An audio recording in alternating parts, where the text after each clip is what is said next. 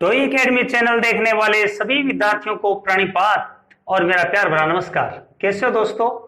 आज मैं छठा वीडियो लेके आपके सामने उपस्थित हुआ हूं और छठा वीडियो भी बाल विकास का ही है, क्योंकि रीट के अंदर जो पहला यूनिट है वो बाल विकास है और बाल विकास का छठा वीडियो है।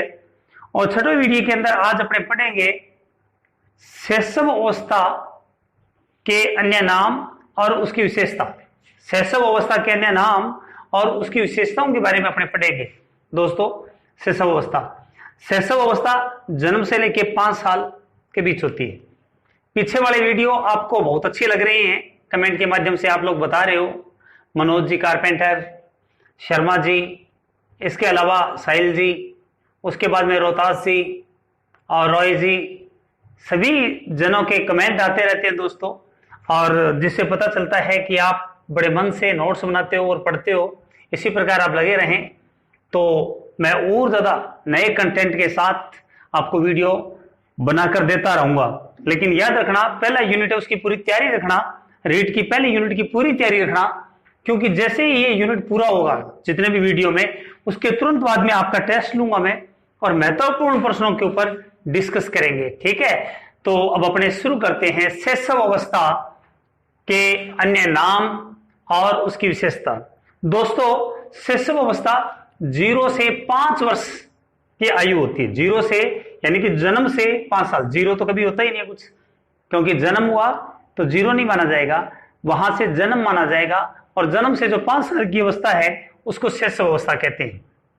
बड़ी महत्वपूर्ण एज होती है शैशव अवस्था। इसको जीवन का सबसे महत्वपूर्ण काल कहते हैं। क्या बोलते हैं इसको दोस्तों? इसको जीवन का सबसे महत्वपूर्ण काल कहते हैं। इसीलिए इसको जो पहला नाम कहे जीवन का महत्वपूर्ण काल है, ये जीवन का महत्वपूर्ण काल।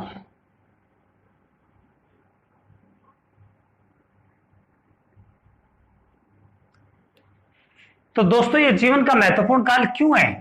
पहला नाम है इसका जीवन का महत्वपूर्ण काल। तो ये सबसे ज्यादा क्यों है? क्योंकि बालक बैठना, चलना, बोलना, सुनना, महसूस करना, संवेगों की उत्पत्ति, समाज के साथ घुलना मिलना, समायोजन करना, अनुकरण के द्वारा सीखना, ये सारी की सारी बातें इसी काल में होती है। दोस्तों, आप लोगों को पता होगा हमारे समाज के सारे जो नियम हैं, कायदे हैं कि समाज में मेरे को किस प्रकार का व्यवहार करना है, किस प्रकार जीना है, वो इसी अवस्था में सीखता है। इसीलिए इसको जीवन का सबसे महत्वपूर्ण काल कहते हैं। क्योंकि बाद वाले काल आएंगे वो भी महत्वपूर्ण है, लेकिन ये ज्यादा महत्वपूर्ण काल है, क्योंकि उसके बाद में तो हमें कम मेहनत करनी पड़ती है। इस अवस्था के अंदर तो बालक जब जमीन के ऊपर पहला कदम खड़े होकर रखता है तो उसको लगता है कि मैंने तीनों त्रिलोक की, यानी कि तीनों लोगों पर विजय प्राप्त कर ली। बड़ा खुश होता है, हंसता है। पहली बार जब वो बोलता है तो उसको अति खुशी होती है, लेकिन उसके बाद में आगे की जो अवस्थाएं हैं उसमें ऐसा नहीं होता। दूसरा इसका नाम है खिलौना एज। कौन सा? खिलौना एज। खिलौनों की आयु। किसकी आयु? खिलौनों की आयु। कौन सी आयु? खिलौनों की आयु। आपको पता है, आप लोग अब जवान हो गए हैं, आप खिलौनों से खेलते हैं? नहीं खेलते होंगे, लेकिन इस अवस्था के अंदर बच्चे को जो सबसे ज्यादा प्रेम होता है वो खिलौनों से होता है, और खिलौनों से बहुत सारी चीजें सीखता भी है। छोटा बच्चा है, उसके पास में एक झुंझुना रख दिया तो वो इसे बजाता है, तो वो सोचता है ये ध्वनि कहां से आ रही है, उस ध्वनि पर कंसंट्रेट करता है, बार बार जमीन के ऊपर उसको मारता है, खिलौनों को तोड़ देता है, फेंकता है, उनके साथ खेलता है। तो इस अवस्था में जो बच्चा है वो सबसे ज्यादा जो खुश रहता है वो किसके साथ रहता है? खिलौनों के साथ रहता है। इसीलिए इसको खिलौनों की एज कहते हैं। उसके बाद में तीसरा नाम है दोस्तों इसका अतार्किक चिंतन अवस्था। अतार्किक चिंतन अवस्था। कैसे? तार्किक और अतार्किक दो शब्द है। देखो, अतार्किक चिंतन अवस्था। इस अवस्था में जो बालक होता है वो चिंतन नहीं कर पाता है। क्या नहीं कर पाता है? चिंतन नहीं कर पाता है, तर्क नहीं कर पाता है। क्या नहीं कर पाता है? तर्क। तर्क और अतर्क। तर्क का मतलब तो ये होता है, मेरे को पता है ये गर्म पानी है और उसमें हाथ डाल दूंगा मैं तो मेरा हाथ जल जाएगा, ये तर्क है। ठीक है, बरसात आने वाली है तो अपने बाहर नहीं निकलते भी, बरसात में भीग जाएंगे, बाहर जाएंगे तो छाता लेके जाना चाहिए, ये तर्क है। सर्दियों के अंदर हमें ठंड लगती है इसीलिए रजाई की व्यवस्था अपने साथ में लेकर चलते हैं, ये तर्क की बात है। और अतार्किक बात कौन सी है? जिसका हमें पता ही नहीं है। सांप साथ में पास में से जा रहा है और बालक को पता नहीं है ये काट जाएगा, वो एकदम भी उसको पकड़ लेता है। ये क्या चीज है? अतार्किक चीज है। किस चीज को तर्क नहीं कर पाता है, उसको गोद में उठाया और आदमी जो उठाने वाला है उसकी बड़ी बड़ी दाढ़ी है तो एकदम दाढ़ी को पकड़ लेता है, उसको पता है कि बड़ों को दाढ़ी के हाथ नहीं लगाना चाहिए लेकिन वो पकड़ लेता है। उसके अंदर तर्क मौजूद नहीं है, वो तर्क नहीं सुन पाता है। 5 लोग बैठे हुए वहां पर आके बच्चा रोने लग जाता है, यदि वो बड़ा होता तो वो चुप रहता और अपनी बात को जब शांत हो जाता उनमें से बैठा वो उसके पापा को अलग से बात बताता, लेकिन वहां पर आके वो जोर जोर से चिल्लाने लग जाता है, रोने लग जाता है। ये अतार्किक बात है, यानी कि तर्क नहीं जानता है कौन सी बात कब कहनी है, क्या करना है, कहां पे टॉयलेट करना है, कहां पर बाथरूम करना है, कैसे उसको घूमना है, वो दूसरों के हाथों में है। इसीलिए इसको अतार्किक चिंतन की अवस्था कहते हैं। क्या कहते हैं? अतार्किक चिंतन की अवस्था कहते हैं। उसके बाद में दोस्तों चौथा इसका नाम है अनुकरण काल। कौन सा काल है? अनुकरण काल। अनुकरण है काल। देखो अनुकरण काल, अनुकरण का मतलब होता है जब दूसरे को देख के सीखना। घर के अंदर बड़ा भाई स्कूल जा रहा है तो छोटे वाला जिद करता है मैं इसके साथ है जाऊंगा। कोई भी घर के अंदर कोई भी मंदिर के अंदर पूजा कर रहा है या मस्जिद के अंदर नमाज पढ़ रहा है तो बालक भी क्या कहता है? मैं भी वैसे ही करूंगा। बड़ों को देख के जब आदमी सीखता है, बड़ों को देख के आदमी सीखता है। घर के अंदर बड़े बुजुर्ग सारे होते हैं, जब वो खांसते हैं तो बच्चे भी उसकी तरह खांसते हैं। ये क्या चीज है? अनुकरण। इसीलिए कहते हैं घर का माहौल बहुत ही उच्च दर्जे का होना चाहिए, श्रेष्ठतम होना चाहिए, ताकि जो अनुकरण करने की उसमें की जो क्षमता है, शक्ति है, वो उसके अंदर बहुत ही अच्छी तरीके से आए। उसके बाद में 5वां इसका नाम है भावी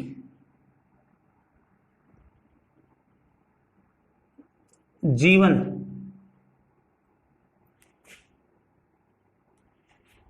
के आधारशिला का काल।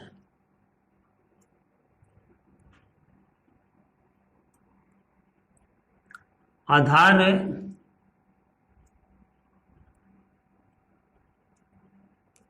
भावी जीवन के आधारशिला का काल कहते हैं इसे। भावी जीवन की जो आधारशिला है वो इसी काल के अंदर निर्धारित हो जाती है। जैसे हम उसको संस्कार देंगे, जैसे उसको खिलाएंगे, जैसे उसको सिखाएंगे, जैसे उसको उड़ाएंगे, जैसे उसको पहनाएंगे, वैसी ही चीजें उसके अंदर सारे के सारे गुण आ जाएंगे। तभी तो ये कहते हैं इस काल के अंदर वो सारे गुण देने चाहिए जो एक महान व्यक्ति के अंदर होते हैं। ठीक है, तो भावी जीवन की आधारशिला का काल भी कह सकते हैं या संस्कारों का काल भी कह सकते हैं, या क्या कह सकते हैं इसको? संस्कारों का काल। जितने भी जो संस्कार होते हैं वो इसी काल के अंदर प्रदान किए जाते हैं। संस्कारों का काल। संस्कारों का काल, इस अवस्था के अंदर जो बालक है अपने उसको कहते हैं भैया तेरे पापा के पैरों के हाथ लगा, मम्मी के पैरों के हाथ लगा, दादाजी को सुबह सुबह प्रणाम कर, अपने उसमें अच्छे संस्कार देते हैं। किसी के साथ झगड़ा मत करना, चोरी मत करना, किसी को गाली मत देना, झूठ मत बोलना, बड़े के आज्ञाओं का पालन करना। इसीलिए कहते हैं इस अवस्था में बालक को संस्कार प्रदान किए जाते हैं। और ऊपर वाले में भावी जीवन की आधारशिला। इस अवस्था के अंदर चारों तरफ का जो वातावरण बहुत अच्छा होना चाहिए, क्योंकि मकान की यदि नींव कमजोर रह गई तो वो मकान बहुत अच्छी तरह बनेगा नहीं दोस्तों। इसीलिए मकान को शानदार और सुदृढ़ बनाने के लिए उसका जो आधार है वो शानदार होना चाहिए। क्या होना चाहिए? शानदार होना चाहिए। इसीलिए इसको क्या बोलते हैं? भावी जीवन की आधारशिला का काल और संस्कारों का काल है। उसके अंदर कहते हैं कि मैनर्स उसको प्रदान किए जाते हैं, किस प्रकार घर पे आते हैं तो उनके साथ व्यवहार करने हैं, समायोजन कैसे उठाना है। उसके बाद में नेक्स्ट पे बात करें तो सामाजिक मुस्कान का काल। कौन सा? सामाजिक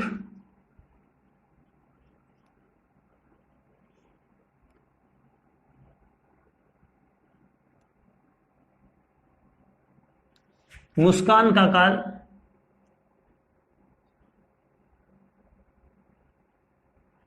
मुस्कान का काल आप लोगों को पता होगा, इस काल के अंदर वो समाज के साथ घुलता है, मिलता है, अपने जो समाज के अंदर जो दोस्त हैं, छोटे छोटे उसकी उम्र के दोस्त हैं, उनके साथ उछलता है, कूदता है, खेलता है, जिसके कारण वो बड़ा खुश होता है। इस काल के अंदर वो छोटी छोटी चीजों को देख के ही बहुत खुश होता है, उसके होठों पर मुस्कान रहती है और घर वाले उसको देख के बड़े प्रसन्न होते हैं, उसको देख के बड़े प्रसन्न होते हैं। तो समाज की छोटी सी खुशी पर भी वो मुस्कुराता है और घर वाले उसको देख के मुस्कुराते हैं। इसीलिए इसको कहते हैं कि सामाजिक मुस्कान का काल। उसके बाद की जो अवस्थाएं हैं दोस्तों, जैसे आपकी अवस्था, प्रौढ़ावस्था, किशोरावस्था, ये तो तनाव भरी अवस्था रहती है। लेकिन शैशव अवस्था के अंदर न जाति होती है, न धर्म होता है, न रंग होता है, न कुछ और। ठीक है, इसीलिए इसको सामाजिक मुस्कान की काल कहते हैं। क्या बोलते हैं? सामाजिक मुस्कान का काल कहते हैं। उसके बाद में नेक्स्ट इसका नाम है स्वयं केंद्रित का काल। कौन सा? स्वयं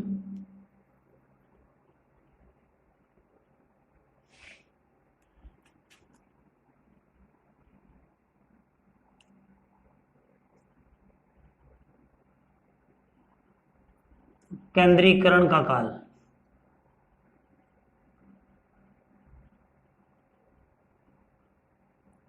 काल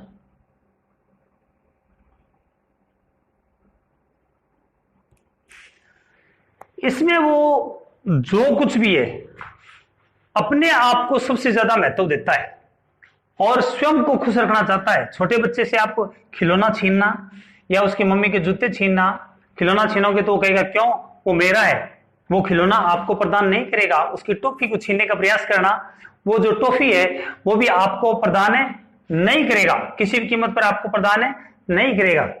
तो इससे यह साबित होता है कि इस अवस्था के अंदर वो अपने आप को ही ज्यादा ध्यान देता है, दूसरे को चीज को शेयर करने में भरोसा नहीं रखता, स्वयं में ही खुश रहता है। ठीक है, उसके बाद में जिज्ञासा का काल। कौन सा काल है? जिज्ञासा का काल।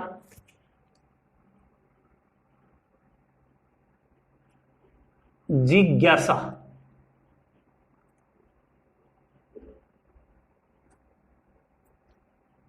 काल। दोस्तों, इस अवस्था के अंदर बालक में बड़ी तगड़ी तगड़ी जिज्ञासा रहती है और वो जिज्ञासाओं को क्या करना चाहता है? पूर्ण करना चाहता है अपनी जिज्ञासाओं को। इसीलिए शैशव अवस्था में कोई भी चीज को देख के बोलता है क्या। आपके घर के अंदर कोई व्यक्ति कोई भी चीज है, नई चीज, तो बच्चे को कहते हैं राजू देखो, तो का घर के अंदर चिड़िया को दिखाकर कहते हैं तो वो फिर बोलता है क्या क्या। उसके पापा बोलते हैं चिड़िया है, उसकी दादी बोलती है चिड़िया है, लेकिन वो बोलता है क्या। जिज्ञासा, वो जानना चाहता है हर चीज के बारे में, खिलौनों के बारे में, मित्रों के बारे में। घर पर जो भी आता है उसको देख के अचानक नींद में से उठ जाता है। ठीक है, और हर चीज को अपने मुंह में लेता है, हर चीज को हाथ पैर मारता है, भागने का प्रयास करता है। इन सारी हरकतों से इस बात का पता चलता है कि वो बहुत बड़ा जिज्ञासु है। क्या चीज है? जिज्ञासु है। तो ये मुख्य मुख्य नाम है, और भी बहुत सारे नाम हैं, लेकिन यदि पेपर में आ जाए कि संस्कारों का काल किसे कहते हैं, संस्कार एज किसे कहते हैं, तो शैशव अवस्था। ठीक है, उसके बाद में यदि कह दे खिलौना एज किसे कहते हैं, तब भी शैशव अवस्था को। जीवन का सबसे महत्वपूर्ण काल कौन सा है? शैशव अवस्था। फिर यदि प्रश्न पूछ ले आपसे कि सामाजिक मुस्कान का काल कौन सा है? शैशव अवस्था। अनुकरण के द्वारा अत्यधिक सीखना। वैसे तो अपने अनुकरण के द्वारा सीखते हैं, लेकिन इस काल के अंदर वो सर्वाधिक सीखता है। आपको बता दूं, अन्य अवस्थाओं की तुलना में ये घटनाएं इस अवस्था में ज्यादा होती है, इसीलिए इनके ये अन्य नाम है। तो शिशु अवस्था के नाम बताए दोस्तों। अब मैं आपको शिशु अवस्था की विशेषताओं की तरफ ध्यान दिलाता हूं। शिशु अवस्था की विशेषताएं,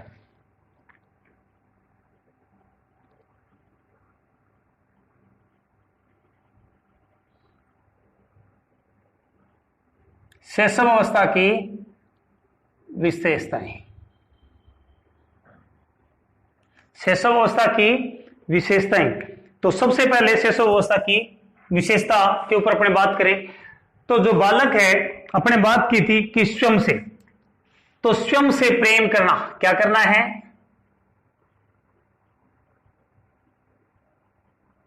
स्वयं से प्रेम करना।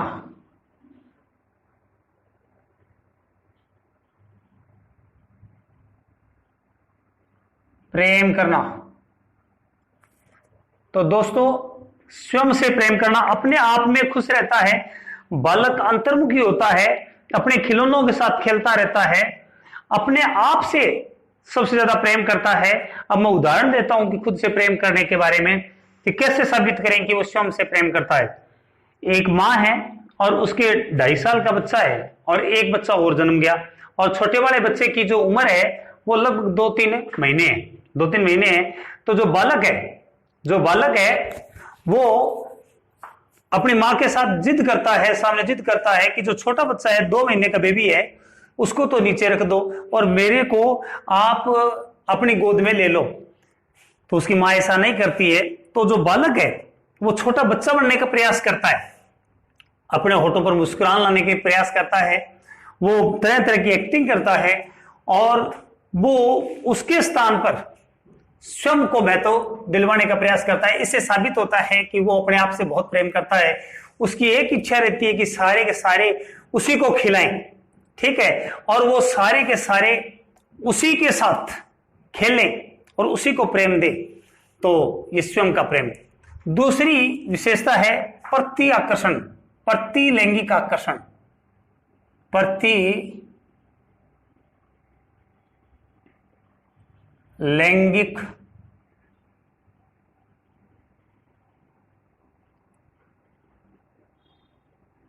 आकर्षण।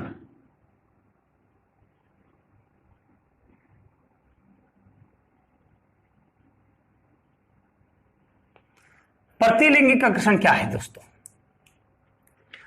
लड़कियां हैं, छोटी बच्चियां हैं शैशव अवस्था में, तो वो अपने दादा के पास, नाना के पास, भैया के पास, पापा के पास बहुत अधिक खुश रहती है, उनकी गोद में आती है। और यदि लड़का है तो अपनी मम्मी के पास, अपनी दादी के पास, अपनी नानी के पास, अपनी मौसी के पास, अपनी बुआ के पास अत्यधिक खेलता है। उनके पास में आते ही चुप हो जाता है, क्योंकि वो प्रतिलैंगिक आकर्षण को प्रेजेंट करने की क्षमता तो उसमें है नहीं, क्योंकि अभी अतार्किक है। मैंने बताया ना, उसमें तार्किक बुद्धि है नहीं। दूसरी बात, बार बार अंगूठे को मुंह के अंदर लेना, बार बार अंगूठे को अपने मुंह में लेना प्रतिलैंगिक आकर्षण की तरफ इशारा करता है साइकोलॉजी।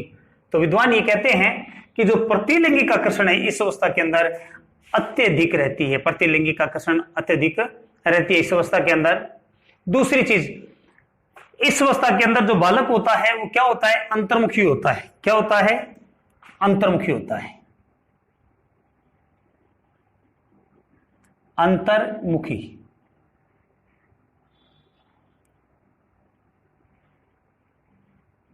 दोस्तों, अंतर्मुखी कैसे? कि जो बालक है उसके पास में शब्दकोश नहीं होता, उसके पास भंडार नहीं होता, उसको अपनी भावनाओं को प्रेजेंट करने के लिए उसके पास में शब्द नहीं होते, उसके पास में हाव भाव नहीं होते, उसके पास में समायोजन नहीं होता, इसलिए वो अंतर्मुखी होता है। यदि उसको भूख लगी है तो वो रोएगा, कोई चीज को मांगने की क्षमता नहीं है उसके पास में, क्योंकि उसके पास में शब्दकोश नहीं है। समाज के व्यक्तियों को समझाने के लिए उसके पास में वोकैबुलरी नहीं है, और वो अंदर ही अंदर खुश होता है या अंदर ही अंदर रोता है, अपनी चीज को प्रूव नहीं कर पाता है। इसको अपने कहते हैं दब्बू अवस्था, अपनी भावनाओं को शब्दों के द्वारा प्रकट नहीं कर पाना, इसी को क्या बोलते हैं? अंतर्मुखी। क्या बोलते हैं? अंतर्मुखी। उसके बाद में बात रहती है कि दूसरों पर अत्यधिक निर्भर रहना।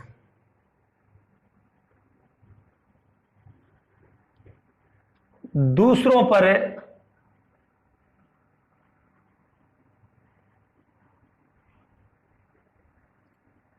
निर्भर रहना।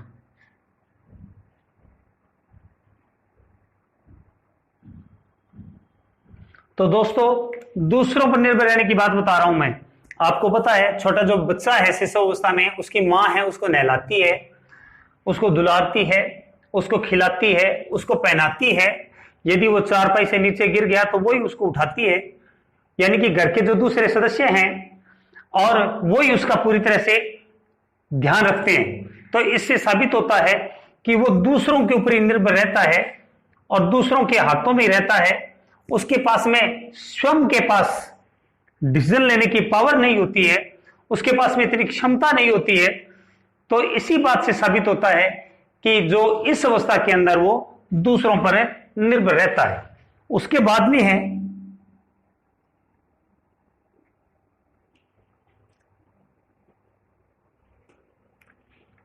इस अवस्था के अंदर अभी बताया स्वयं से प्रेम करना, प्रतिलिंगिक आकर्षण, अंतर्मुखी होता है, दूसरों पर निर्भर रहता है। उसके बाद में शब्दों, प्रतिक्रियाओं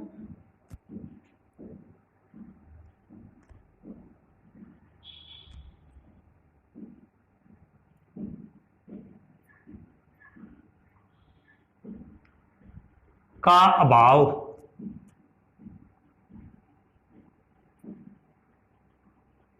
आपको पता है जन्म के समय उसके पास में शब्द नहीं होते, प्रतिक्रियाएं नहीं होती, धीरे धीरे सीखता है वो। शब्द है, प्रतिक्रियाएं हैं, वो उसके पास में इस अवस्था के अंदर अपने बात करें तो शब्द और प्रतिक्रियाओं का अभाव ही रहता है। कैसे? वो शब्दों के द्वारा, प्रतिक्रिया के द्वारा किसी चीज को प्रूव नहीं कर पाता है, प्रतिक्रिया नहीं दे पाएगा।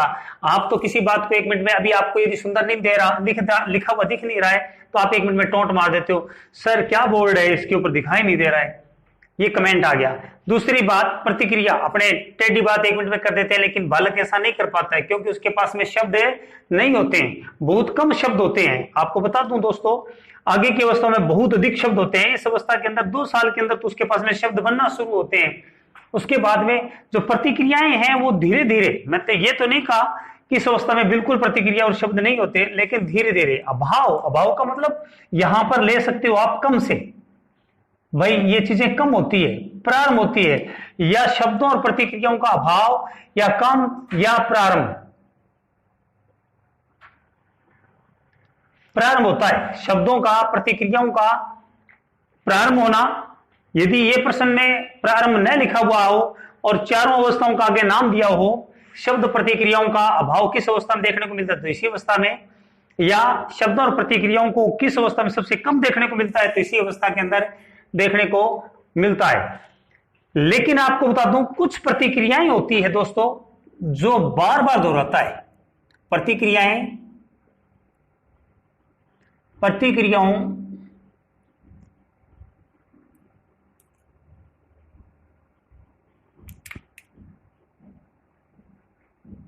को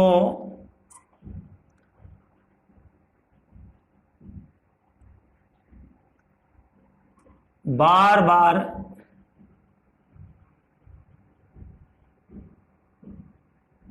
दोहराना। जैसे मान लो बालक है और उसको कोई चीज खानी है तो उसके लिए वो बार बार मांग करेगा। पापा के पास, मम्मी के पास पैसे ना हो भले, लेकिन वो बार बार मांग करता है, ये चीज मैंने लेनी है पापा, ये चीज मैंने लेनी है। मैं अब अपना बेटे की बात बताता हूं।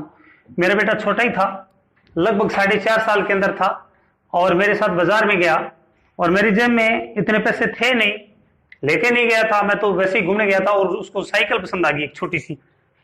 बोले यही लेनी है, तो मेरे को तुरंत एटीएम से पैसे निकलवा के उसको दिलवानी पड़ी, क्योंकि जो प्रतिक्रियाओं को बार बार दोहराता है, क्या दोहराता है? प्रतिक्रियाओं को वो बार बार दोहराता है इस अवस्था के अंदर। उसके बाद में जो 7वीं विशेषता है 3 वर्ष की अवस्था में 3 वर्ष की अवस्था में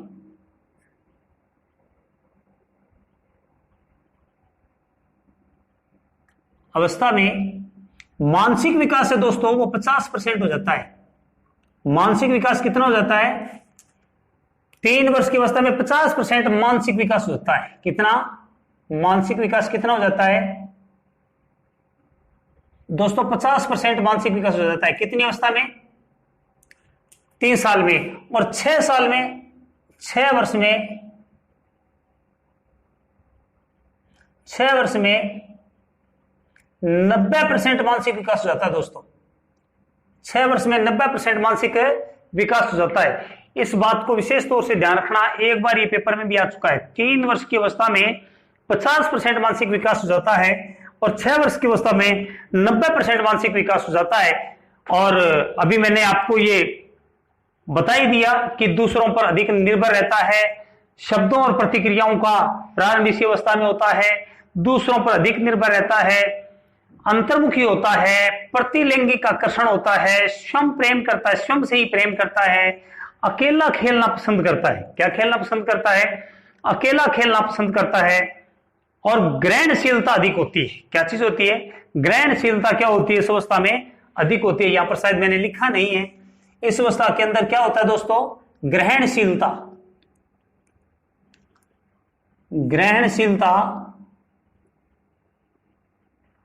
इस अवस्था में बहुत अधिक होती है।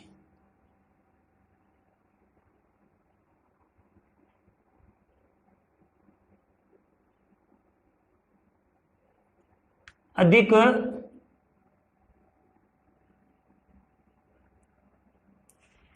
होती है। इस अवस्था के अंदर बहुत अधिक ग्रहणशीलता होता है। मैंने आपको बताया था कि इस अवस्था के अंदर बालक जो होता है, क्या, इसीलिए इसको क्या एज भी कहते हैं। क्या बोलते हैं? इस अवस्था में क्या शब्द का प्रयोग बहुत अधिक करता है। क्या करता है? क्या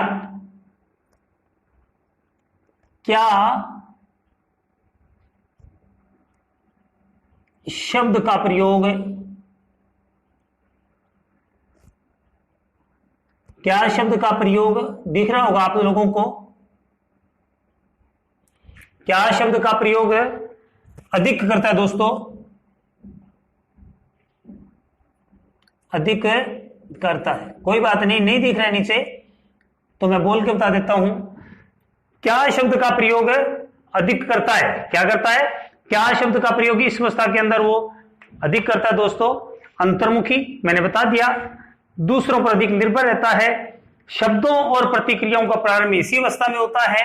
प्रतिलैंगिक आकर्षण, लड़के का लड़की के प्रति, यानी कि मेल का फीमेल के प्रति और फीमेल का मेल के प्रति आकर्षण रहता है।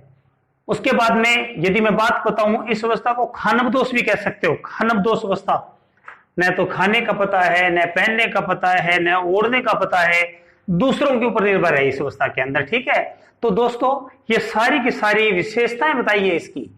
क्या बताइए? विशेषताएं बताइए। और कल भी दोस्तों मैंने बताया था, जो इंस्टाग्राम है, इंस्टाग्राम के ऊपर आप अपने सुझाव भेज सकते हो कि किस प्रकार की कमी है, उसको मैं ठीक करूं। उसके बाद में आपके जितने भी दोस्त हैं, आपके साथ जितने भी ग्रुप के अंदर लोग जुड़े हुए हैं, उनको जरूर बता देना, ताकि अधिक से अधिक लाभ ले सके। दोस्तों मैं कोई इनका अलग से आपसे कोई चार्ज तो लेता नहीं हूं, और नए कंटेंट के साथ आपको सारी चीज प्रदान कर रहा हूं। और रीड का पूरा साइकोलॉजी का सिलेबस करवाता रहूंगा। उसके बाद में फर्स्ट ग्रेड, सेकंड ग्रेड, ये आगे चलता ही रहेगा। खैर, और मैंने ये भी कहा था कि राजस्थान जीके की जो कक्षाएं हैं वो भी शुरू करने जा रहा हूं।